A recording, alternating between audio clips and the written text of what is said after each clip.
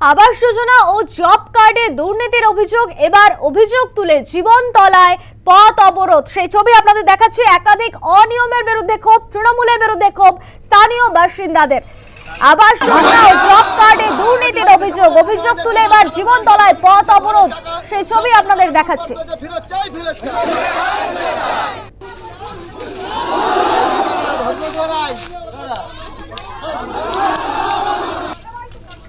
কি বলছেন বিক্ষোভকারীরা, শোনাবো আপনাদের।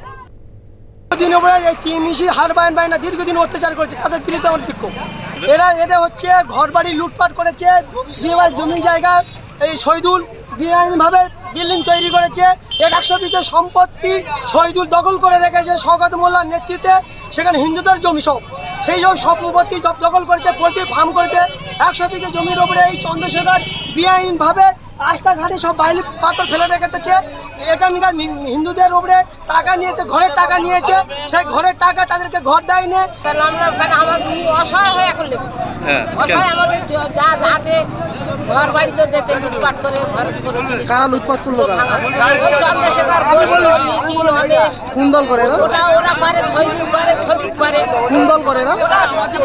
তৃণমূল করে। বাড়ি থাকতে দেন। আমার ছেলে আজকে 5 বছর যে আন্দোলনে আছে, আমার ছেলে বড় ছোট ছেলে। আর আমাদের কারোর বাড়ি যেতে দেয় না। যেখানে যাবো ওই গোষ্ঠীর বউ যে নেতা, সে বলবে এই ওখানে আসতে দিবি না, এই ওখানে বসতে দিবি না, এই ওর বাড়ি জায়গা দিবি না। আমার রাস্তায় নেমে ঘুরি। আমরা আজ 5 বছর। আপনাদের উপরে এত অত্যাচার হচ্ছে কেন? আমরা বিজেপি করে?